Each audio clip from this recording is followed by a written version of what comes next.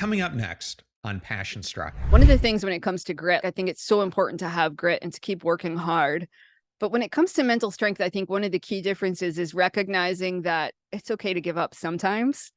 Sometimes people who are too gritty tend to keep going long after they should quit. So for example, if I start a new business tomorrow and my business isn't doing well and I'm suffering because of it, like it's okay to have the mental strength to say, you know what, this was not a good idea. I don't need to have the grittiness to keep going long after I should have given up. And I see people who get stuck in that pattern where they'll say, I already announced I was going to run a marathon and now I've torn this muscle in my leg, but I'm going to hobble along anyway because I have grit.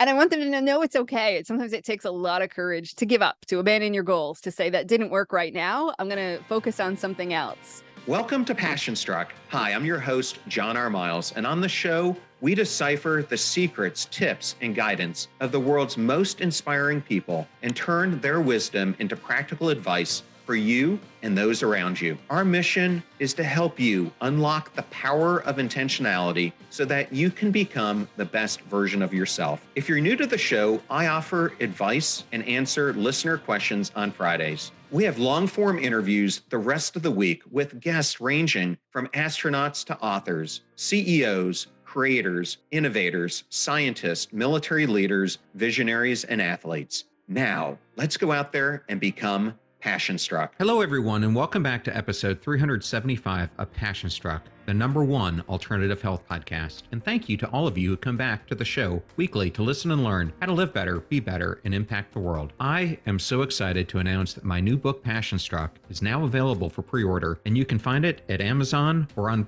the Passion Struck website. Starting in December, I will be using my solo episodes to discuss different aspects of the book, and in January, we will feature guests who I talk about in the book. If you're new to the show, thank you so much for joining us, or you simply want to introduce this to a friend or a family member, check out our episode starter packs, which are collections of our fans' favorite episodes that we organize into convenient playlists that give any new listener a great way to get acclimated to everything we do here on the show. Either go to Spotify or passionstruck.com/starter packs to get started. And in case you missed it, last week I had an all-star lineup of 3 interviews. The first was with renowned brain coach Jim Quick, the founder and CEO of Quick Learning, New York Times bestselling author of Limitless, and host of the Quick Brain podcast. We discuss how Jim has spent the last 25 years helping people to improve their memory, learn to speed read, and increase their decision-making skills. We discuss the newest version of his book, Limitless Expanded. I also interviewed Dr. Lynn Matrisian, the Chief Science Officer at the Pancreatic Cancer Action Network, otherwise known as PanCan. This was really an emotional podcast for me because my sister has pancreatic cancer, so we really went through the need for early detection of pancreatic cancer, the latest on available treatment options, educating high-risk groups, and lastly, the importance of advocacy. And then, finally, I interviewed famed executive coach and best-selling author Jerry Colonna. We discussed his latest work,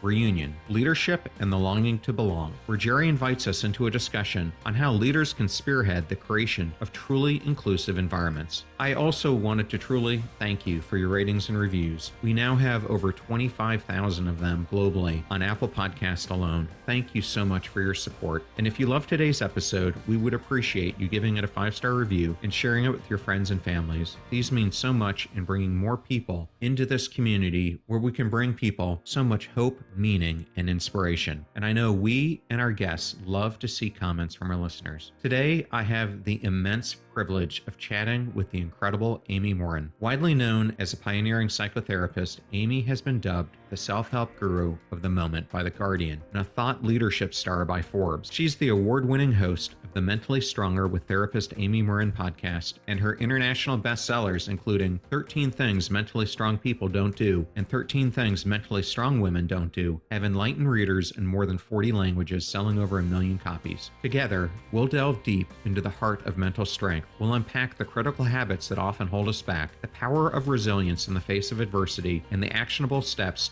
breaking barriers in our minds. We also discuss Amy's upcoming book, 13 Things Mentally Strong Couples Don't Do. We examine how couples can collaborate to grow stronger and enhance their relationships. We discuss her unique framework highlighting 13 key mistakes couples should avoid to foster relationship health and build mental resilience. It stands as an indispensable resource for couples aiming to build a resilient, fulfilling partnership in today's world. Thank you for choosing Passion Struck and choosing me to be your host and guide on your journey to creating an intentional life. Now, let that journey begin.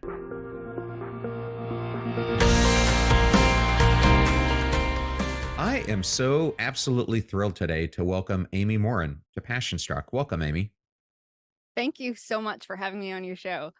Well, when you reached out to me, I had always wanted to have you on the show. So I was just psyched that you showed an interest. And I am so glad that you can share your wisdom with our audience because what you're doing with your podcast and your books is truly amazing.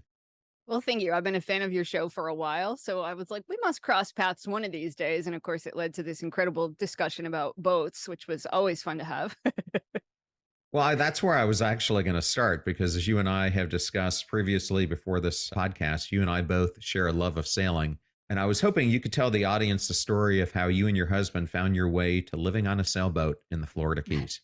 So 7 years ago now, we lived in Maine. And for the most part, I was a full-time therapist. And he'd always wanted to live on a boat, like since he was a little kid. When he was 4, his bedroom was decorated in a sailboat theme. So he thought, I'd love to live on a boat someday. We put it off until someday, but we didn't set a date for it or anything. And once I started writing books, I realized, well, I don't have to sit in an office anymore. I could write a book from anywhere. And we really realized, like, why do you want to put it off until quote unquote someday? Someday's never promised, but I also didn't want to be 80 years old trying to crawl onto a sailboat. So we said, well, let's give it a shot. And I really thought we'd probably be here for 6 months. But again, 6 months has now turned into 7 years. I can't believe we're still here. Never imagined this would be a longer term lifestyle, but it certainly turned into it. Yeah, I loved my time down in the Keys, but I didn't live there for 7 years. I have to tell you, when I was stationed in Key West, I used to get island fever and would have to leave the island after we'd been there about 18 months, at least once a month. We'd head up to Miami. Have you ever had that feeling yourself? Well, I guess the good part about having a boat is once I'm out in the water, I forget that we're on an island. So if we get out there, it's cool. But for work, I'm always traveling anyway for speaking engagements. So I don't think I've ever been here for more than like a month at a time before I end up going on a trip of some sort. But I certainly hear that from some people. There are people down here in the Keys that say, I don't ever want to go to the mainland, and they haven't done it in years and they pride themselves on that. But I hear from other people who are like, oh, you got to get off this rock once in a while and go do something else somewhere. Amy, for those who might not be aware of you, you had a TED Talk that had 20 million plus views, making it one of the most popular podcasts of all time. You also had an article around 13 things mentally strong people don't do that, when it was picked up by Forbes, ended up also getting 50 million plus reads, if I have that correct. Can you give a little bit of background into what led you down this whole concept of what ended up becoming your first book, 13 Things Mentally Strong People Don't Do? Yeah, certainly. I never intended to write a book. And the fact that many people read my article was mind blowing at the time. My mother had passed away when I was 23, and it was pretty early on in my therapy career. And I'd been taught to really build on people's strengths. As a therapist, they said, if somebody comes into your office, make sure that you point out what they're doing well and tell them to keep doing that. And I thought that sounded like a good idea, but it was really when I went through my own grief and loss that I thought, when I'm feeling like I'm at the bottom of the barrel, the last thing I want is for somebody to tell me what to do. Like a long list of things to do felt even more overwhelming. And one of the things I noticed about people who were healing and working through things, it was often about what they didn't do. People who didn't have certain bad habits tended to do better. So I started learning about that. And I was glad that I did, because it was 3 years to the day that my mom died, that my 26-year-old husband died of a heart attack. Obviously, at 26, you're not supposed to have a heart attack. And it just felt incredibly cruel that it was on the 3-year anniversary of the day that my mom died. What were the chances that would ever happen? And it took a long time. My heart was broken. It took a long time to figure out which way was up and which way was down. And one of my struggles was, without my husband, I really couldn't pay the bills. We'd already bought a house by that point, and I thought, I can't pay the mortgage as a therapist, but also as a therapist, you can only work so many hours a week. You can't really work 80 hours as a therapist and still do a good job. So I needed a side hustle, which became freelance writing. So I started writing articles so that I could keep the lights on, basically. And most of the articles I wrote were boring articles about like 10 things to do on your trip to New York City. And I wrote them for other websites. But I was really like at the bottom of the barrel one day. I had just gotten news that my father-in-law was going to be facing terminal cancer. His prognosis at that point was pretty poor. And I just remember thinking, this isn't fair. Why do I have to lose somebody else? And I sat down and I wrote a list of what mentally strong people don't do. It was supposed to just be a letter to myself, but I found it really helpful. So over the course of the coming days, I would just read it. When I woke up in the morning, I'd just read this list and be like, okay, Amy, as long as you don't do these things today, you'll be okay and you'll get through the day. And then it dawned on me, well, if this is helpful to me, maybe it would help somebody else. So I published it online. They paid me $15 for it on a website that really wasn't well known at the time. And I just walked away from it thinking that was going to be it. Never imagined that it would get picked up by other outlets like Forbes and Business Insider and a whole bunch of other places. And as it just went viral at the time, millions and millions of views uh, every single day. And then it led to the opportunity to write my first book. So needless to say, I never set out to write a book, never thought I'd be writing a book, but that one article has now turned into a series of books. And I get to still talk to people like you about mental strength. And I'm thrilled that I get to do that. I understand you have a new book that's coming out in December that's for couples. Can you share a little bit about that and why a listener, especially if they're in a relationship, would want to read this book? Yeah. So most of my other work has always just been about on developing mental strength as an individual. But one of the things we know, and the research is pretty clear, the person that you're in a partnership with makes a huge difference in your ability to build mental strength. And if the two of you work together as a team, like, you can accomplish some pretty cool things. But as a therapist, I would have so many people come into my therapy office who were like, if only my partner would do X, Y, and Z, then I could finally be happy. Or if you can change my partner. Like, nobody comes to couples therapy saying, hey, here's what I want to work on. They always bring in their partner and say, here's what my partner needs to work on. So I really wanted to write a couples book that would be about how do you manage that? You can't change your partner, but you can certainly influence them. And how can you work together to build mental strength? So my next book is going to be 13 things mentally strong couples don't do.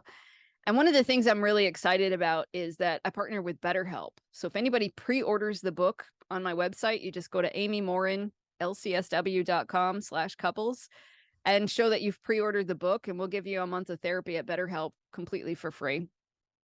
Oh man, that's a great offer. And I just have to acknowledge BetterHelp has been one of my sponsors too. And I love sponsorships that actually do good in the world and help people. So it's one I love to endorse. Well, out of that book, what do you think out of the 13 is the most important one for couples to be aware of? I think it would be not to try to fix the other person. I talk a lot about sort of the subtle ways we do that, where somebody thinks, well, my partner has more potential than they see in themselves. So I want to motivate them or I want to push them to do things, and the damage that causes. And so part of a healthy relationship is, yes, you can point out things that maybe your partner could do better, but then it's about acceptance and knowing that you can't force them to change. And when you see if your partner has, say, unhealthy habits or some destructive tendencies, there are plenty of ways you can influence them. And it's about pointing out the things they're doing well sometimes. Sometimes it's ignoring the negative behavior that you see. And sometimes it's about having a direct conversation of, hey, I'm concerned about you and here's why, but then dropping it, not nagging them or constantly pointing out and using the I told you so attitude that we're tempted to do sometimes. Well, thank you for sharing that. And I know many people are familiar with physical strength. In fact, I just interviewed Dr. Gabrielle Lyon, and we talked a lot about how strength training can lead to longevity. But mental strength is not a term that everyone fully understands. How do you define it, and why is it so critical in our lives? You're absolutely right. A lot of people are confused about mental strength. They think that if you have a mental health issue like anxiety or depression, it means you're weak. And that's not it at all. Just like you could go to the gym and work on becoming physically strong, you might still get high blood pressure someday. Very much the same. But mental strength, there's three parts to it: the way you think, the way you feel, and the way you behave. In terms of our thoughts, you have something like 60,000 thoughts a day, according to research. I don't know exactly how they calculated that, but we know a lot of the thoughts we have are exactly the same thoughts today that we had yesterday. We tend to rethink the same things over and over again, and we get into these patterns. But a lot of the things you think aren't true. your brain will say, oh, you can't do that. Or your brain will make catastrophic predictions about what might happen, and it can keep you bogged down. So part of building mental strength is recognizing the thoughts that are true versus the ones that might be irrational, and about making sure that your thinking patterns are healthy. We all have opportunities to develop healthier thinking patterns. The second part is about our emotions and knowing that you don't have to be happy all the time. In fact, you'll be a happier person if you sometimes let yourself be sad, but you don't want to stay stuck there either. When we get stuck in say, an emotion of anxiety, or we get stuck in fear, it can really cause us to take either unhealthy action or no action at all. So it's about knowing, yes, I can manage my emotions in a healthy way. And then the third part is about our behavior and the action that we take. Because sometimes people are like, well, positive thinking is the cure for everything. Well, it's not. You really have to combine it with some sort of positive action if you want to change your life. So sometimes it's about knowing when you're tired, do you stay home from the gym? Is that good self-care? Or do you push yourself to go to the gym anyway because you really want to prove to your brain you can still work out when you're tired? And the answer is it depends. It depends on the person and what your goals are. But it's about knowing that just because you don't feel like doing something doesn't mean you can't do it anyway. And one of the things, Amy, I've been really diving into a lot over the past couple of weeks is the concept of mattering or feeling significant and valued in the world. It seems like intrinsically it's tied to our mental well being. How do you view the relationship between feeling like we matter and our overall mental strength? Oh, that is so important. I'm glad that you brought that up, John, because so many people will be like, well, I don't have anything to contribute to the world, or I have to wait until I feel better, until my depression is better before I could get out there and do anything. But we all need a reason to get out of bed in the morning, and not just earning money. If that's your sole motivation, that doesn't really mean that you matter, because what are you going to do with the money? So we all need a reason. Am I contributing to the world somehow?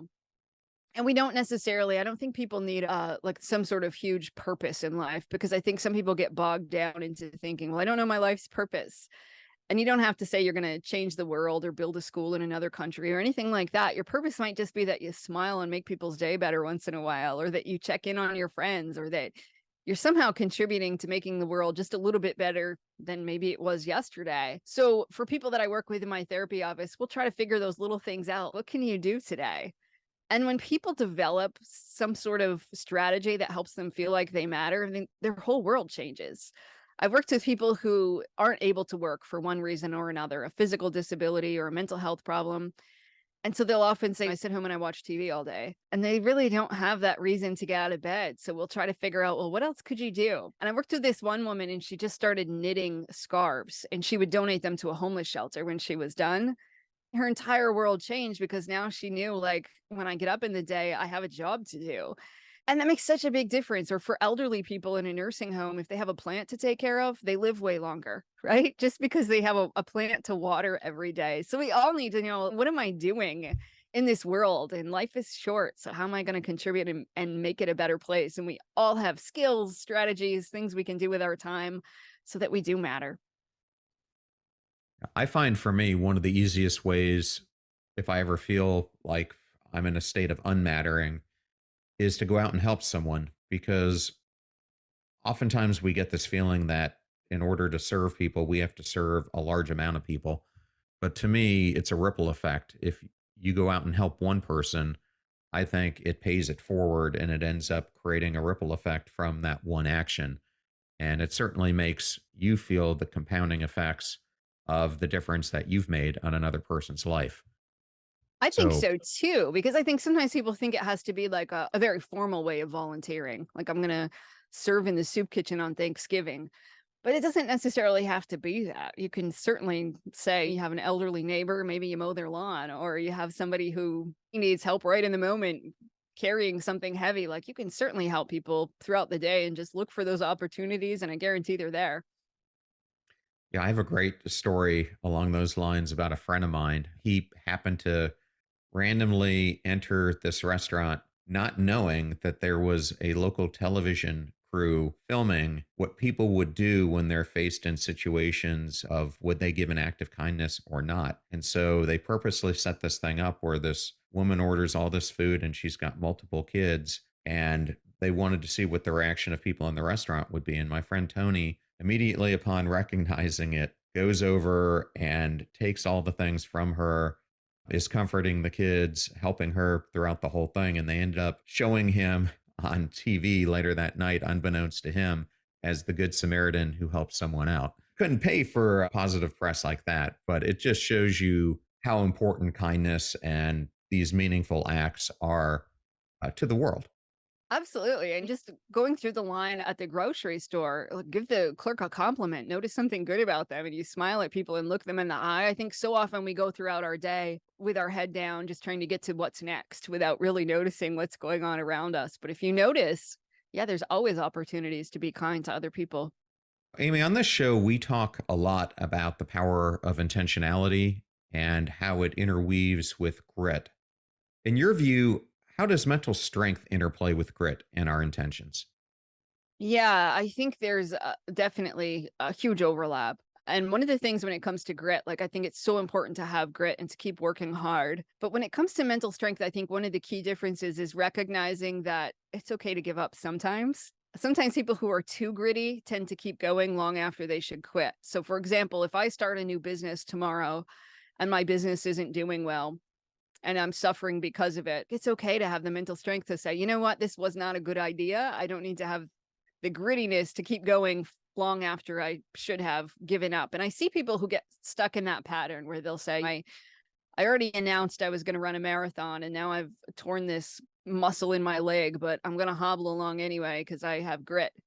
And I want them to know it's okay. Sometimes it takes a lot of courage to give up, to abandon your goals, to say that didn't work right now. I'm going to focus on something else. But being intentional is just so important too. How often do we go through life without really knowing what's going to be next? And we fly by the seat of our pants, stepping back and saying, what's the bigger picture? So I always encourage people, sometimes zoom out. Like, we get so caught up in the day to day hustle and bustle that we forget, like, what are my values? Am I living according to those things? And time goes by so quickly, right? I just said I lived on a boat for 7 years and it feels like a blur, but so many things in life happen where we think, I'll do that later, or I'll start taking care of that when things slow down in life, or I'll make sure that I do that at a later point in my life when the kids leave home or something like that, without really stopping and saying, what about right now? How am I living right now? And what habits do I have that I want to change? And how can I make that happen? And it doesn't just happen magically. You have to be intentional about it. I'm so glad you brought up that bit about perspective because over the weekend, I happened to go back for my Naval Academy reunion and got to see one of my really good friends, Chris Cassidy, who happens to be an astronaut. And I wrote about Chris in a chapter of my upcoming book called The Perspective Harnesser. And I never forget one of the stories Chris told me about the first time he was on the space shuttle and looking down. He happened to be flying over the United States and over New York City. And he just pictured someone down there who was stuck in traffic and all they could think about was that micro moment in their life and how upset they were being there, etc. And he's looking at this from far, far above and just seeing that in the big scheme of things, it really doesn't matter. And how much the way we look at things and how we harness that perspective shapes our intentionality to take a situation like that commute, which could be in the moment something that someone's angry about, they're frustrated, they just want to get home, and realize that it could be an opportunity for them to meditate. It could be an opportunity for them to let go of emotions rather than angle it at someone else. So I'm glad you brought up that whole aspect of harnessing your perspective for your better good. Talk about zooming out, right? To be able to look at it from outer space and think, yeah.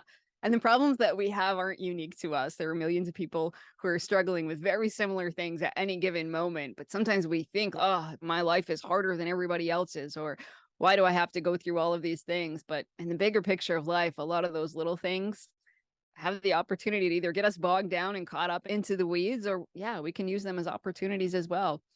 That's a perfect segue to where I wanted to go next. On this show, we discuss the topic of habits a ton, and specifically how detrimental habits hold us back. I recently interviewed Dr. Judd Brewer, who I'm sure you're familiar with, episode 339, about two things that cause a lot of people issues when they become habitual, and that is fear and constant worry.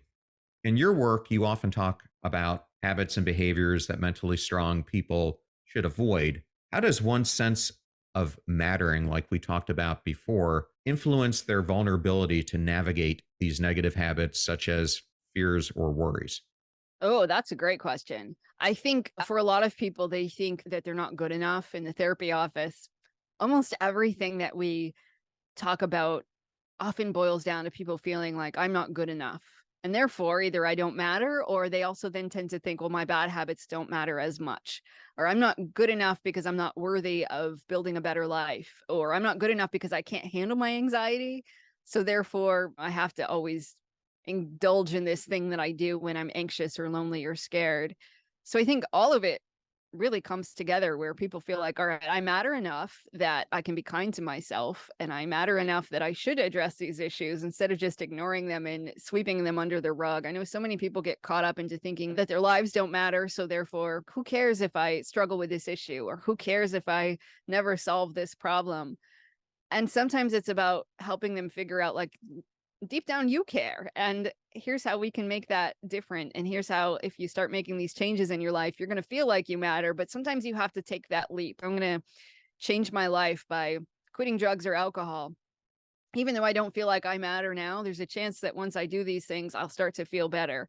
So sometimes it's about changing your behavior first, with that little thread of faith that maybe if I change my behavior, my life will get better. It is so interesting how all you have to do is do a small tweak in a behavior, and the impact of it over weeks and months can be huge in your life. And I think that's something we often fail to realize. People want to understand, where do you start? Because I think it's one of the most difficult things to do. But I think we often get overconsumed with that we need to make this huge change, when it can be a slight maneuver in a different direction that over time will then lead to a series of actions that lead to bigger events. Do you find that to be true as well? Definitely. And I'm guilty of this in my own life too, that I sometimes I want to do too much too fast. But that's how you burn out, when you decide, all right, starting January 1st, I'm going to change my entire life. And I'm not really going to plan for it. I'm just going to do it. When we try to change everything and it flips our entire world upside down, it's not sustainable. We're much better off making those little changes and finding the strategies that work best for us. So if I want to go to the gym more often, I listen to my favorite podcasts while I'm at the gym. So at the end of the day, when I'm like, oh, I don't really feel like going to the gym today, but I do feel like listening to my favorite podcast, so I can get myself there.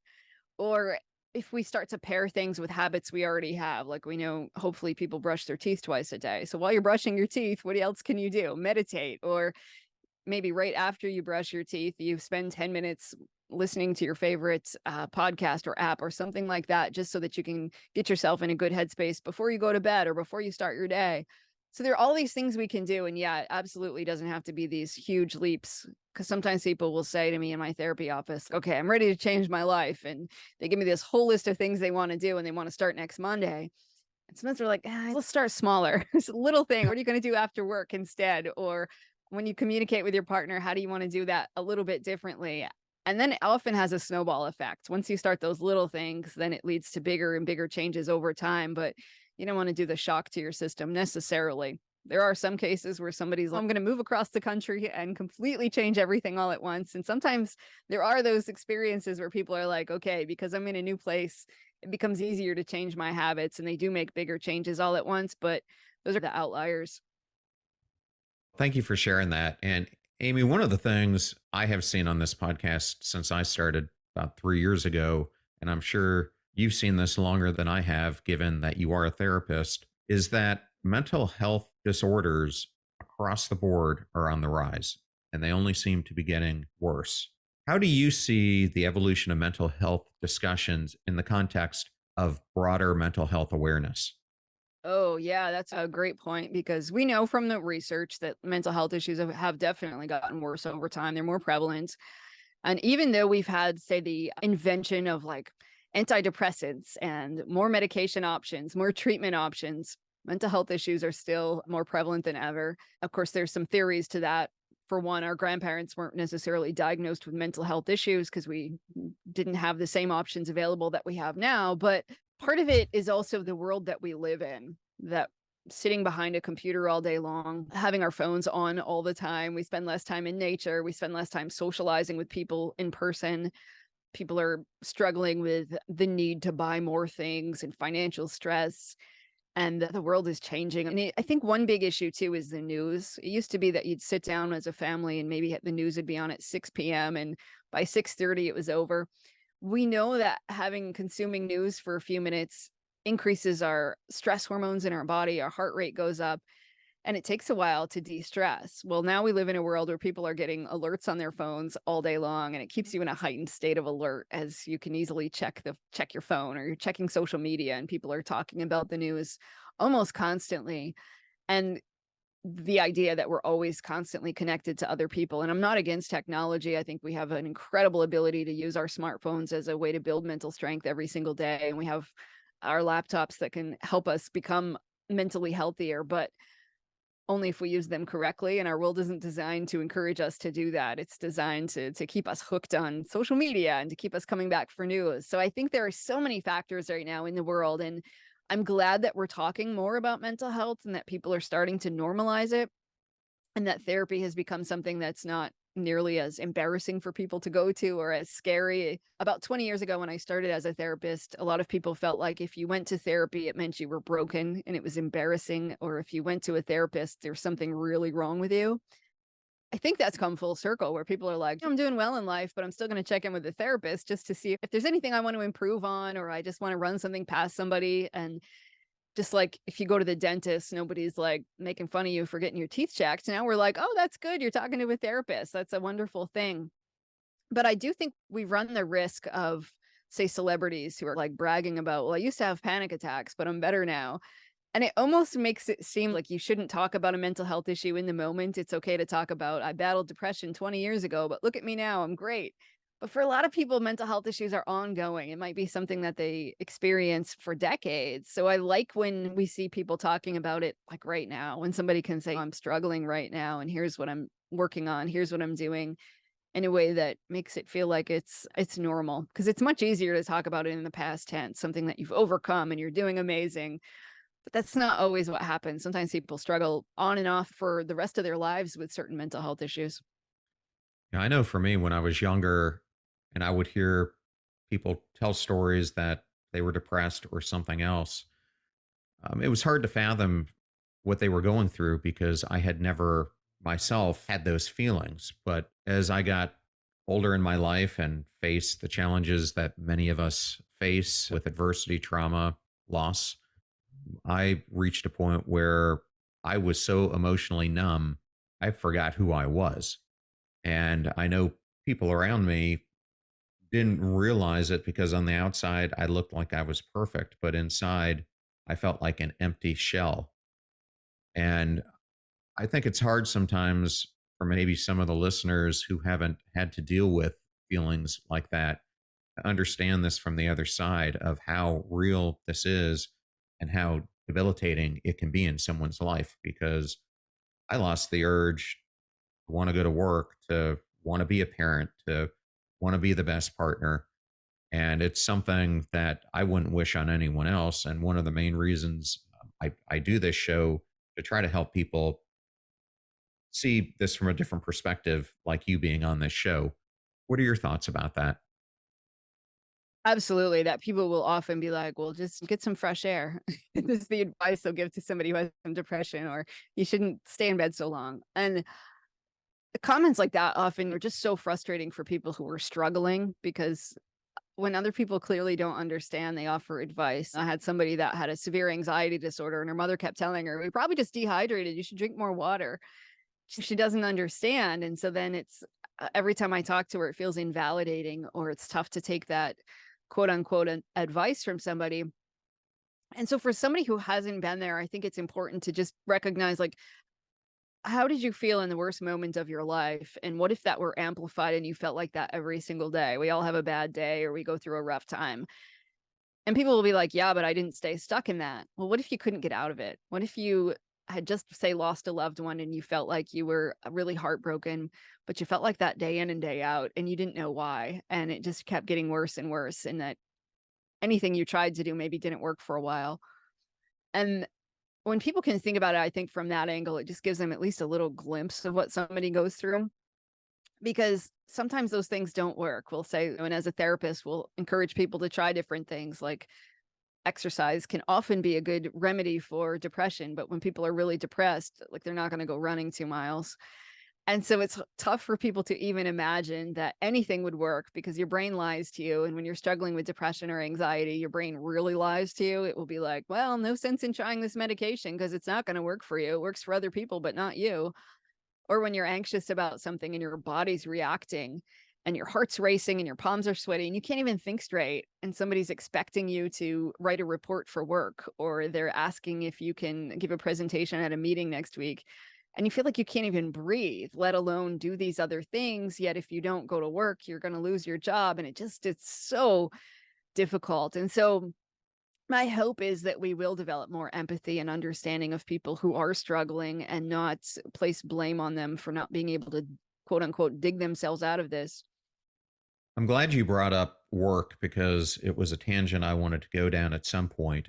I believe today so many people are gravitating towards extrinsic motivation, driven in part by today's age of social media and also instant gratification. But I think it's also caught up in how we perceive our careers, how we need to go about creating them. Is we get so focused on the outputs of what it will give us, whether it's money, material things, etc., that we often lose touch of the intrinsic things that really should be driving us. How do you think people can maintain mental strength when they're constantly exposed to the achievements and highlights they see so much throughout their day on social media? Oh, that's a tough one, isn't it? And especially when you're in the world that you and I are, when you have a podcast and you write books and you create things, it's easy to think, oh, this person has a bigger following than I do, or look at this amazing thing. Should I be doing that? So I think it's really important to take a step back and notice when we're comparing ourselves to other people and to recognize that it's not a competition. Like there's no prize at the end of your life for having the most followers on Instagram or for having the most read book on the planet. Like there just is none. And recognizing like what are my values in life? And when I'm 100 years old and I look back over my life, what will I be most proud of? The money that I made that one year, or will it be more like the time I spent with friends and family? Or maybe it is the contribution that you made. And part of that contribution means working hard, but you did something that you felt really impacted people. So therefore, you're okay with working really hard. But again, if money's your only motivator, we know that's not a good motivator for the long term. That's why people burn out. And there's research behind the fact that when we look at other people as our competition, it takes a huge toll on our psychological well-being. You're much more likely to experience mental health problems if you're looking at other people and you're like, oh, that person's better than I am. But there's a slight shift you can make that really makes a big difference in the way that your brain perceives that and the way you feel and in your own performance. And it's basically you look at somebody else as an opinion holder, not your competitor. So if you see somebody who's doing well, and they're on social media, you might think, well, that person has information or skills I could learn from. Not that person is better than I am, or that person is, I could never be like that person. Those sorts of thoughts tend to drag us down. So just that little switch and, all right, that person has something I could learn can help us, but it's also about just being more aware of our habits. If you're constantly following people and it causes you to feel that sense of competition, maybe you mute them or you unfollow them for a while too. Thank you for sharing that, Amy. And another thing I wanted to talk about is our modern society today is grappling with what many term as the epidemic of loneliness, where despite being more connected, as we just discussed, than we've ever been before, many feel isolated and detached. From your perspective on mental strength and resilience, how can individuals combat this pervasive sense of loneliness, and what strategies or habits would you recommend to help them foster genuine connections and emotional well being? Definitely. And I think COVID for a lot of people brought this to the surface where people are like, "Ooh, I'm definitely lonely." And it made sense because people were using video chats as opposed to meeting with people in person. But I think one of the biggest misconceptions for people is they think that just being around people is the cure for loneliness. Or you should go out and volunteer, or you should join an activity, find some like-minded people. But a lot of people are feeling lonely these days when they're in a crowded room or when they're hanging out with people. They go to dinner with friends and they just feel really disconnected. And part of that is because our relationships these days can be quite superficial. And when you feel like you can't really tell somebody that you're struggling or you can't talk about your problems, you're probably going to feel fairly lonely when you're hanging out with people. And it's okay to have the fun friends or the people that you only talk to about business and that sort of a thing. But we do need to have people that we feel understand us. And for so many people, there's that wall where you think, well, I've been friends with this person for 5 years. Both of us always say, hey, I'm great. How are you? And we don't really connect. How do you actually connect with people? And it's forming those connections that helps. So sometimes it's starting with saying, I'm stressed out lately, but how are you doing? Sometimes something as simple as that gets the conversation started because I guarantee if you say I'm stressed out lately, the other person's going to say something like, so am I. Here's what I'm going through. And if we can talk about our struggles like that, I think then we feel like we're actually able to connect. As a therapist, so many people come into my office and they'll say, but nobody can relate to what I'm going through, or nobody would understand that this is my experience. And then the next person comes into my office and says almost the exact same thing. But because they don't talk about it with the people in their lives, they often feel like they are completely alone in how they're feeling and the kinds of thoughts that they're having. So I think one of our cures for loneliness is definitely connecting with people in person more often, but when we do, to also make sure that we have people that we can feel like we can be vulnerable with. I think that's such an important point because I think so much of us get caught into this loop of maybe we're hanging out with our friends who are drinking buddies, or maybe we're hanging out with our friends now that it's football season who all they want to do is talk about the NFL or MLB playoffs or whatever it may be. But I've oftentimes found it's difficult to find people who genuinely want to connect with you on a deeper level. And those relationships, for me, I cherish. They come few and far between. So those small handful of people to me are the most dearest people I have because they're the ones that you want to turn to when you are experiencing loss, when you are experiencing uncertainty, when your inner critic is getting the best of you. But I think a lot of people don't lean into that. And instead, they stay in these relationships that are at the 50,000 foot level. Do you find that's common? I do. And sometimes it's a protective measure. People have been hurt. Maybe they confided in somebody and that person wasn't helpful or they did something malicious with that information. At other times, people are just like, I'm a private person. So talking to somebody about what's going bad in my life isn't helpful. And a big fear that a lot of people have these days is talking about their struggles because they say, I don't want to be negative. My friends are all having fun, and I don't want to bring up the fact that my marriage isn't going well or that I'm struggling financially because I don't want to drag everybody down. But like talking about real life stuff isn't dragging other people down. It's 100% okay to do that. And it doesn't make you a negative person. It makes you real. It makes you human because, yes, while it's fun to talk about the latest football game, what's really important sometimes is to then be able to say, I'm struggling, and to try to just pick out like the one person maybe that you think would be most open to that conversation. And you start there and see what happens. And when we do that, I think slowly, you don't have to do it all at once and spill everything, but you might find that when you open the door and take a couple steps, the other person reciprocates, and then you feel a little safer in continuing those sorts of conversations. Well, yeah, I appreciate that so much. And I wanted to turn our attention to another one of your books, 13 Things Mentally Strong Women Don't Do. And given some of the societal challenges that women face, from pay gaps to inclusion, what do you think are some of the first steps a female listener can do if they want to cultivate psychological toughness? So I think it's about recognizing that there are barriers in society and that there are challenges that women face that maybe men don't, and acknowledging that, yes, those are absolutely true. We don't want to deny reality. And then figuring out, and what do I do about that? And how do I move forward? So little things like we know when it comes to women are less likely to say, accept a compliment. If you say, hey, I like your shoes, women are likely to be like, oh, I love your pants. Or we put ourselves down. Oh, I bought these at a yard sale. They're not worth much anyway. Or we're really quick to be like, oh, so and so recommended it for me, or they really helped me out with this, because we don't want to take credit for it. So just being able to be aware of those little habits. No, accept a habit. Just say thank you. And it feels uncomfortable if you're not used to it, but it makes a big difference. Or knowing what we know about, say, LinkedIn profiles. If a man is much more likely to be on the exaggeration end of how many skills he has or what his experience is, and women tend to really undermine themselves with playing down their success and being like, yeah, well, I did that for 3 years, but it wasn't a big deal, or I got lucky when that happened. So about knowing, no, you can put the facts out there and that's okay. And you're not being prideful or boastful. You're just telling people about your accomplishments and that's okay. So I think those little things in life about just being more comfortable in our skin and making that known and knowing that you don't have to shrink yourself for other people's comfort goes a long way. Okay. And a follow on to that is that sexism and social pressures can be hefty burdens. How do these impact a woman's mental strength, and how do you suggest to navigate them effectively? One of the studies that really made me decide to write this book is when they ask 5-year-olds to point out who looks brilliant. They show them a whole array of pictures of both men and women. And they ask these 5-year-olds to point to somebody who's brilliant. And all the little girls tend to point to a woman, and all the little boys point to a man. And then at age 7, they ask the same question.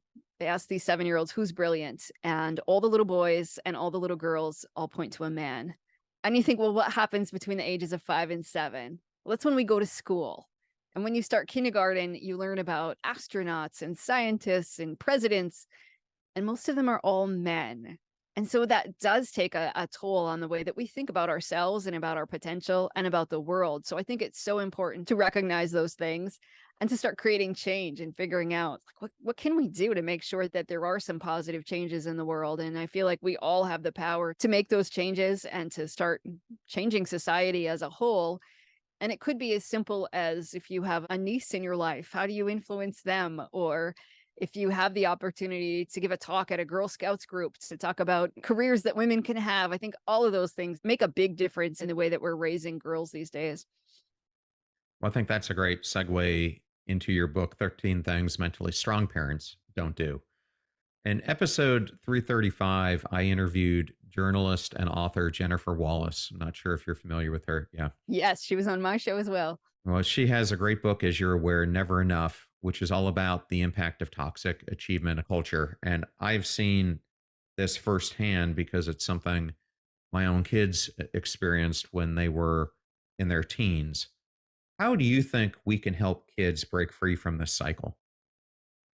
It's so important because I do think kids these days are under so much pressure to feel like they have to achieve. And I see it in parents too, who'll be like, well, if my kid forgot a homework assignment, they're not going to get into college. And if they don't get into college, they're going to live in my basement and play video games forever.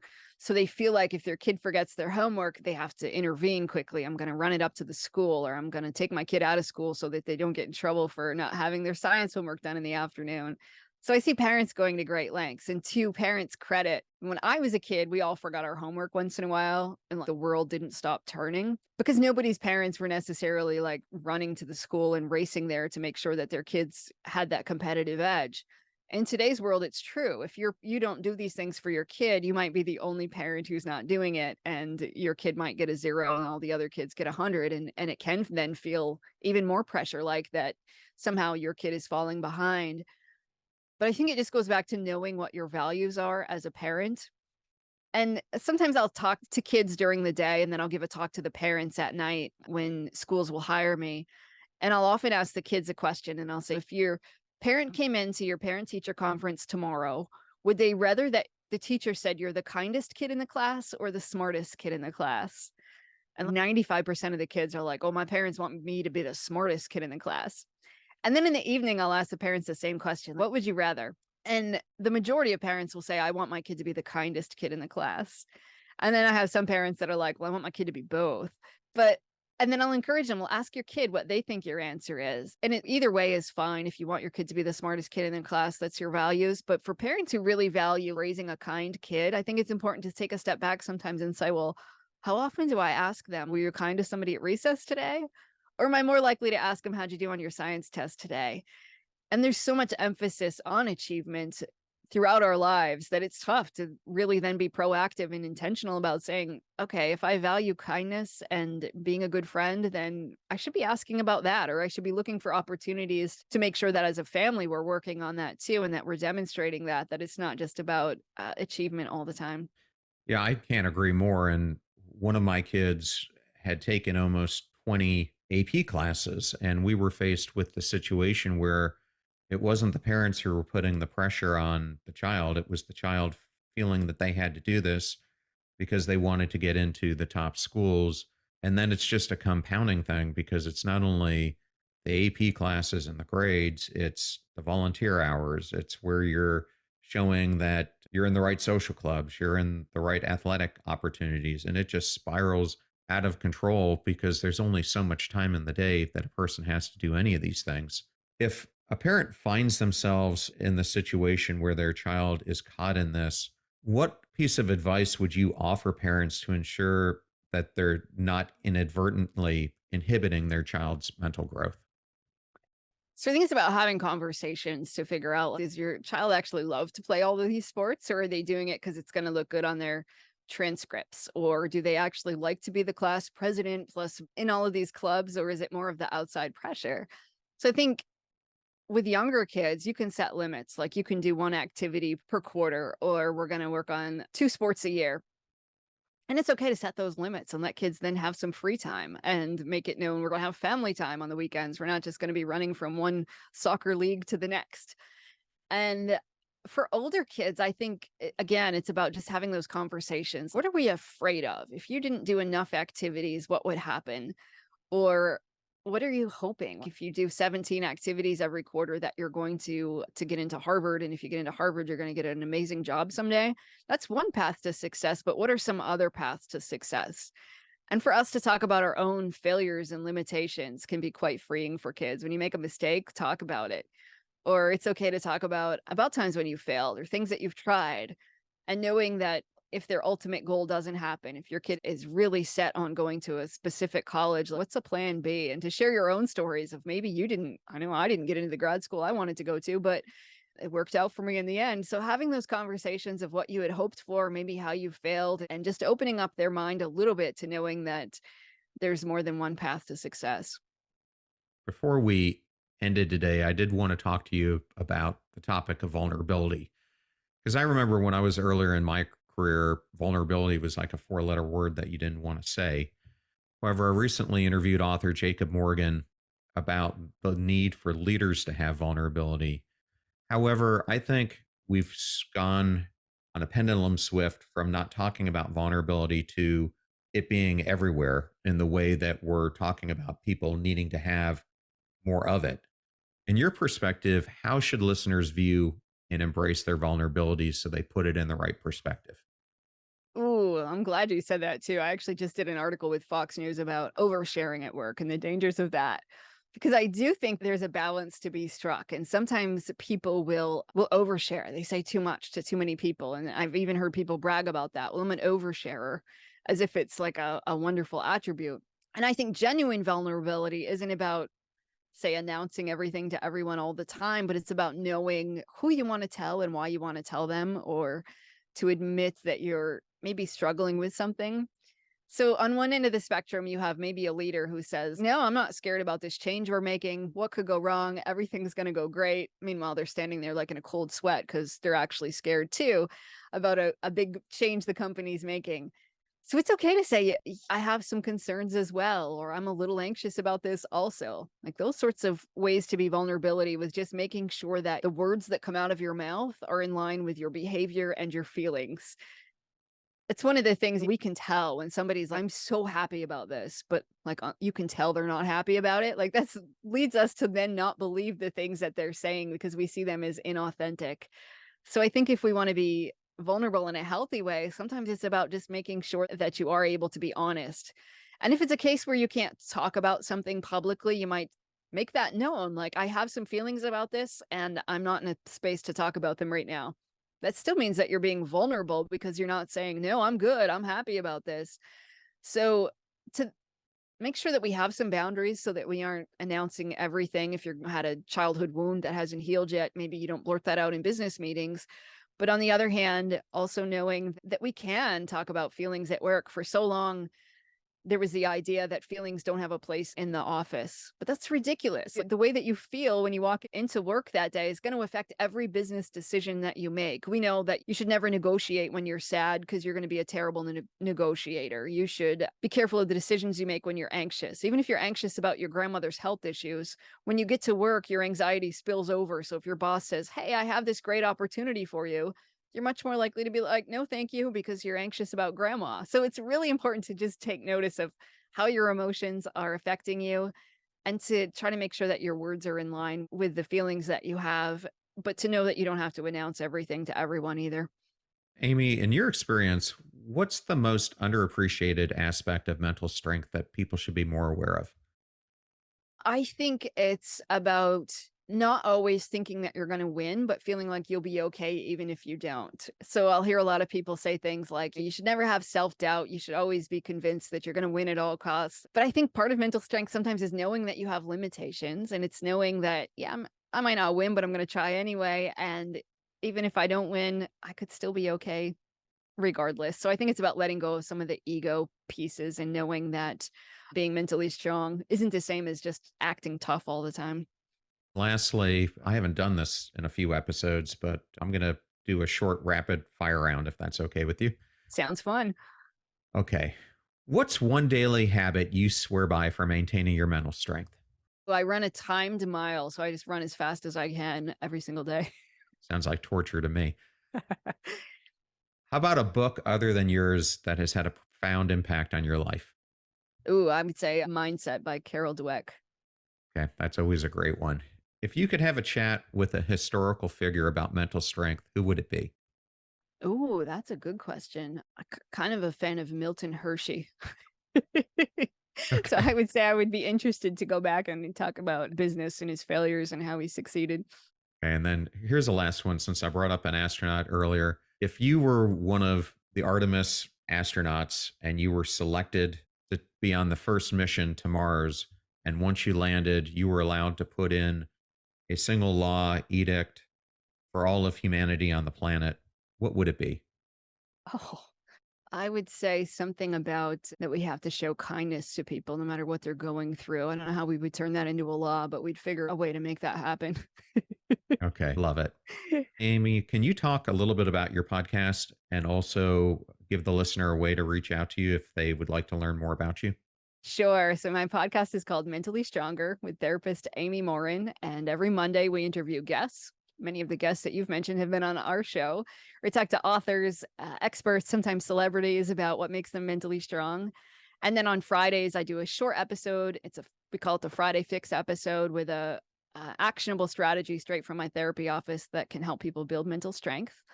And the best way to learn about my podcast and my books is my website, which is Amy Morin, LCSW, as in licensed clinical social worker.com. And on there, we have links to my TEDx talk and info about my books and all the other things that I do. Well, Amy, thank you so much for being on the show today. I've been looking forward to this for weeks since we first booked it.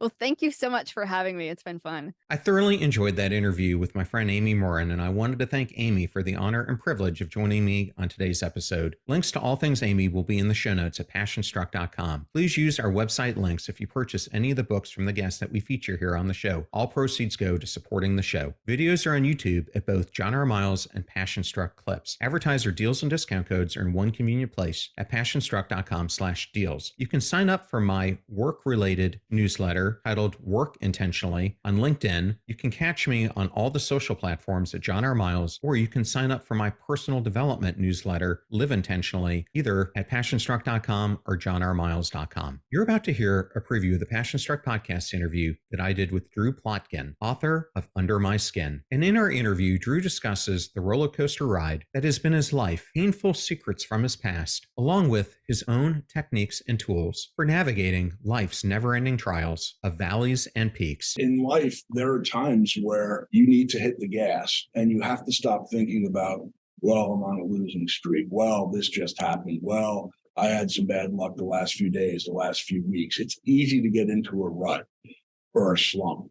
But the way to break out of that is that when you see a ray of light, man, hit the gas and go. Don't drown in it. The fee for this show is that you share it with family or friends when you find something useful or interesting. If you know someone could use the advice that Amy gave here today on how to be mentally strong, then definitely share today's episode with your family and friends. The greatest compliment that you can give us is to share the show with those that you love and care about. In the meantime, do your best to apply what you hear on the show so that you can live what you listen. Until next time, go out there and become passion struck.